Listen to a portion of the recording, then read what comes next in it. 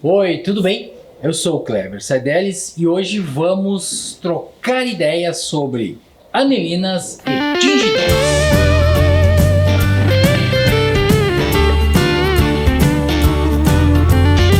Pois bem, meus parceiros, minhas parceiras aqui do canal, nós temos uma série de programas e também, recentemente, algumas lives que nós temos feito no YouTube, no Instagram, e a gente batizou de Trocando Ideias.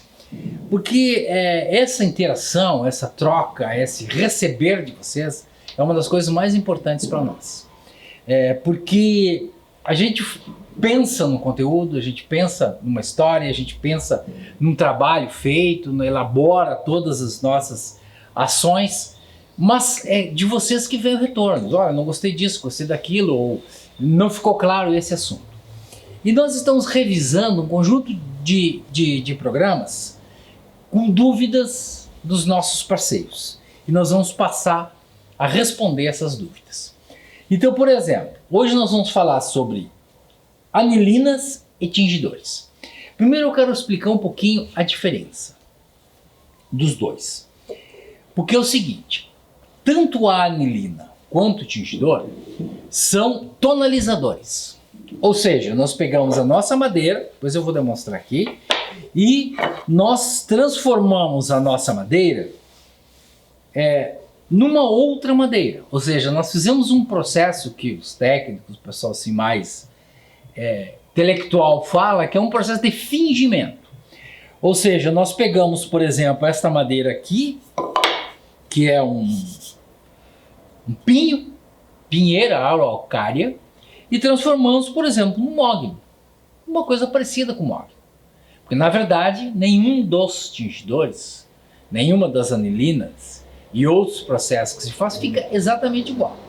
O que fica mais parecido com as peças originais é o betume. Depois eu vou mostrar todos eles individualmente, que chega num tom embuia, por exemplo, que a gente até, muitos especialistas se enganam. Então, mas os tingidores, especificamente deste tema, tingidores e anilinas, não. A anilina, na verdade, foi a primeira grande tinta do mundo para mudar a cor. Então, 1850, começou o processo de descoberta da anilina e depois, mais adiante, ela foi muito usada como tinta para tecidos. E num determinado momento passou a ser usada também para tingir móveis. Ela tem uma característica diferente dos outros tingidores. Ela é a base álcool. É um pozinho que é diluído em álcool. Depois eu vou mostrar aqui direitinho como é que a gente faz essa diluição. Vou explicar, né? Não vou mostrar, mas eu vou explicar. Os tingidores já são diferentes. Os tingidores, eles trabalham numa outra categoria, que é a categoria thinner. Agora, mais recentemente, veio as categorias água. Então, nós temos esses três grandes braços em termos de acabamento. O braço álcool, que é a anilina e depois a goma laca. O braço thinner, que vai os betume, os tingidores, etc, outros, e as próprias tintas, e depois, mais recentemente agora, o braço água, que ainda é uma coisa assim muito complicada da gente entender bem esse processo. Eu pessoalmente, nós aqui da Madeira Prima, não temos ainda um trabalho realizado nessa área da água. Então eu quero responder algumas questões. O Celso, por exemplo, me fala se é possível usar cera à base d'água sobre tingidor.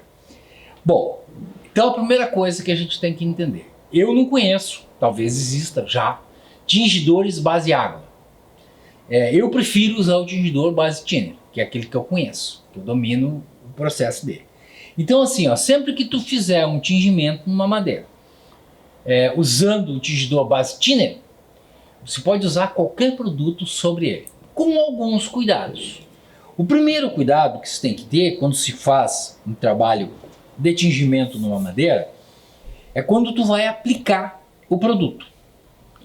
seja um selador, seja uma goma laca, seja uma cera. Porque, eventualmente, a fricção da nossa, do processo que a gente está fazendo, geralmente com boneca ou, por exemplo, com um pincel, pode interferir e pode fazer uma pequena diluição daquele material. Agora, se tu estiver usando um material base água sobre um material base thinner, certamente não vai ter nenhum tipo de problema. O inverso talvez tenha. Se tu tiver um material base água e passar sobre ele um material base thinner, é provável que tu tenha problemas. O Wilton, ou Wilton, desculpe aí se eu erro o nome, né? Pergunta o seguinte: após a anilina, posso passar selador, verniz? Sim. Por exemplo, aqui nós temos uma anilina aplicada. A anilina, ela tem uma característica diferente, como eu falei antes, porque ela penetra uma certa quantidade para dentro da madeira. Às vezes é um meio milímetro, mas é muito difícil de tu retirar a anilina apenas com uma lixinha ou com outro processo qualquer, um removedor, por exemplo. A anilina é muito penetrante e isso configura dificuldades dela sair. Então tu pode passar sobre a anilina qualquer tipo de produto. Pode passar goma laca, que é da mesma família, é álcool. Tu pode passar selador, tu pode passar verniz, base thinner, que não vai ter problema. Certo? Bom, o Varela Luthier pergunta se a anilina impregna, no caso, a lâmina clara. Sim. A anilina tem essa, eu vou mostrar inclusive aqui um pouquinho, que a gente tem um pouquinho de anilina preparada. Essa nossa anilina aqui é muito antiga. Ela deve ter uns 2 anos aqui nessa garrafinha. Tá? Mas vocês vão observar, eu quero mostrar essa característica da anilina. Ó, ela é bem forte e azul. Vocês podem perceber aqui, ó, que é a mancha dos nós da madeira. Eu vou fazer bem aqui nesse cantinho para vocês verem. Fica ali, ó, sob a madeira, ou seja, ela quando ela é aplicada, ela deixa uma espécie de transparência.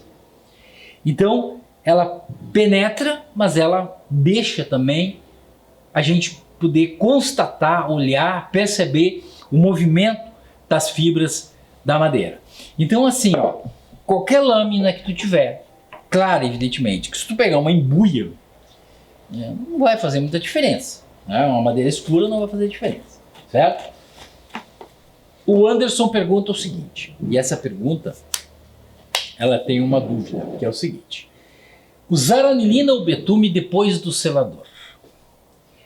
Gente, o processo é o seguinte: nós começamos sempre com a cor. Depois da cor, a gente coloca o acabamento. O acabamento, nesse caso, selador. Se nós tivermos uma superfície com verniz, ou com selador, ou com tinta, por exemplo, não vai adiantar nada nós passarmos um tingidor aqui.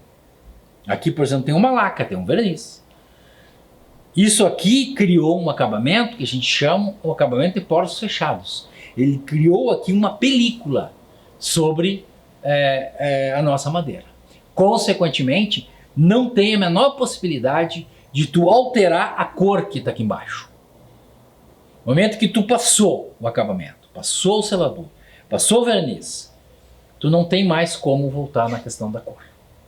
Isso é muito importante porque existem algumas técnicas, existem alguns parceiros e alguns amigos que misturam um tingidor no verniz, ou misturam o tingidor no selador. Isso nos traz um problema, que eu quero explicar direitinho. Porque essa prática de misturar o tingidor, o corante, no selador ou no verniz, ela pula uma etapa. Então nós estamos, na verdade, transformando o nosso selador ou nosso verniz numa tinta que vai ser aplicada na superfície da madeira. Muitas vezes, quando a gente faz essa aplicação, depois que a gente faz essa aplicação, a gente percebe que por um movimento qualquer na caneca, por exemplo, que a gente está aplicando, ou um pincel que a gente está aplicando, o nosso preparado fica aqui um tempo e ele modifica, descem os sólidos, os mais pesados para baixo, enfim, e a gente não agita antes de usar. Quando a gente aplica, ele fica manchado. E aí nós temos um problema muito sério, nós temos que refazer o nosso trabalho. Então nós aqui da madeira-prima temos o seguinte processo. Nós fazemos o trabalho na superfície, com lixa, com, enfim, série de questões, e aí a gente aplica a cor. Assim como a gente fez aqui, por exemplo.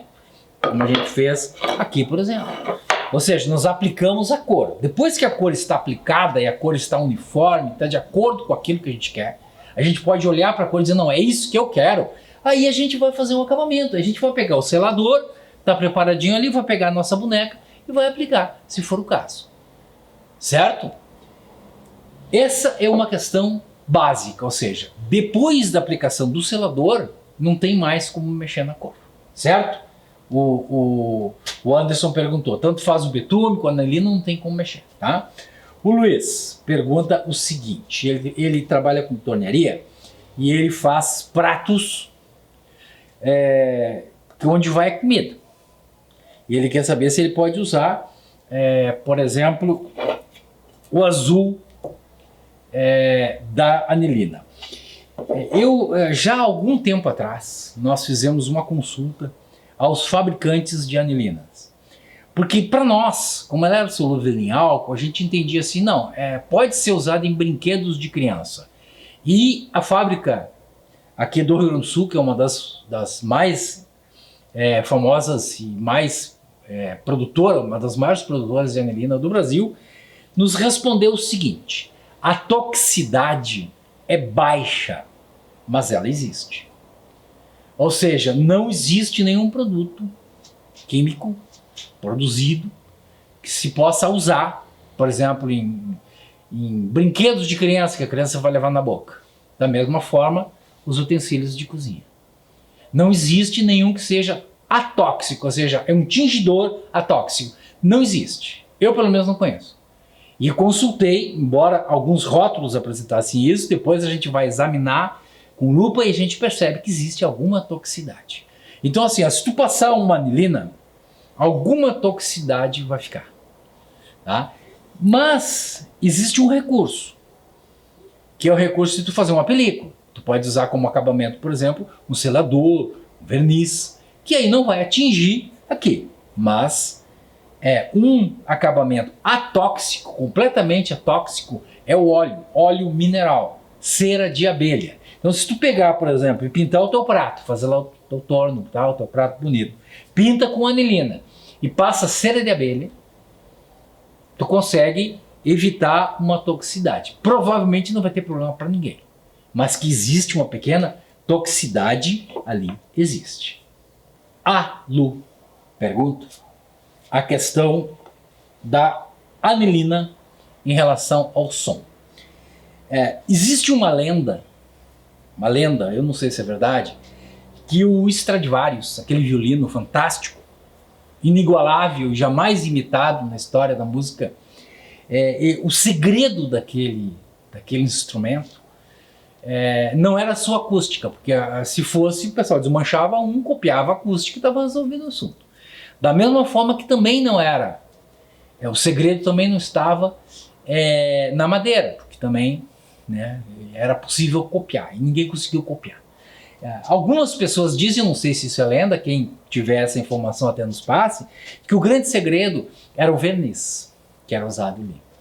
Então assim, sempre que tu pegar uma madeira e tu colocar nela algum produto, ela vai alterar a sua sonoridade.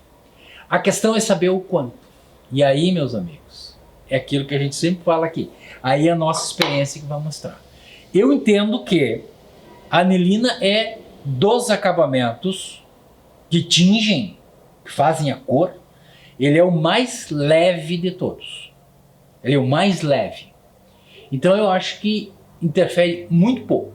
Mas essa é uma experiência que tem que ser feita. A gente não é especialista aí. Se tiver alguns luthiers amigos, vamos consultar para a gente saber. O Robson fala a questão dos tingidores e verniz. Bom, tingidor é o seguinte, gente, a gente de certo modo já abordou isso aí. Nunca misture o tingidor no verniz ou no selador. Use sempre o tingidor de maneira independente. E aqui eu quero explicar algumas coisas em relação à preparação. Porque aqui vocês podem ver nesta tábua que nós temos aqui dois produtos, certo? Errado, nós temos um produto só. Esse produto que está aqui é o mesmo produto que está aqui. Nós temos aqui um betume, que é este produto aqui, que é um envelhecedor, que é o produto mais antigo. Esse aqui também é um betume. Ó. Aqui também vocês podem ver que tem diferenças de cor. Como é que se consegue isso aqui? Nos tingidores e nas anilinas, o processo é o mesmo. A gente pega uma garrafinha, que nem essa, se coloca uma quantidade de líquido, por exemplo, se for anilina, uma quantidade de álcool, se for um betume, por exemplo, outro tingidor qualquer, uma quantidade de thinner, que seja suficiente para nós fazermos todo o nosso trabalho no móvel, e aí a gente vai ter que chutar, né? Vai mais ou menos calcular, isso aqui vai dar. E aí a experiência vai nos mostrando ao longo do tempo a quantidade que a gente tem que preparar. Porque o álcool evapora. Se a gente preparar uma garrafa muito cheia de anilina e ela ficar guardada ali, 6 meses, o álcool vai evaporar, ela vai ficar extremamente escura. Muito mais escura do que a original. Então não dá para estocar. Tem que fazer a quantidade que se vai usar. Se coloca a quantidade do produto, seja o álcool, seja o thinner, e vai se pingando ali dentro a quantidade, ou o tingidor, ou o pozinho da anilina. Se fecha, se sacode, se verifica em loco se é aquele tom que a gente quer. Não é, ficou muito forte, coloca mais produto diluente. Ficou fraco, coloca mais ou tingidor ou mais o pó da anilina. E assim a gente vai dosando. É claro que isso é muito feito assim no olho. Claro que se quem tiver, assim, tem pessoas que têm aquela coisa mais interesse de verificar, você pega lá umas medidinhas, copo de Becker, umas tampinhas, meçam tudo direitinho, pesem e vejam como é que é esse funcionamento para poder reproduzir esse acabamento no futuro, certo? Mas assim, a olho é isso, coloca o diluente ali dentro e se bota o recipiente, dentro do recipiente, ou o tingidor ou a anilina. É assim que a gente trabalha aqui na madeira-prima. Certo, gente? Esse foi o nosso Trocando Ideias sobre anilinas e tingidores. Antes de encerrar, mesmo que a gente esteja tratando de anilinas e tingidores, a gente está tratando de madeira, a gente está tratando de móveis. E tudo isso que a gente faz é para preservar o nosso móvel, para que ele passe cada vez mais tempo conosco e nós com eles, e o tempo não lhe faça nenhum mal. Por isso que a gente tem um padrão e a gente tem um conceito aqui na madeira-prima. Preserve seu móvel de madeira. O futuro será mais verde.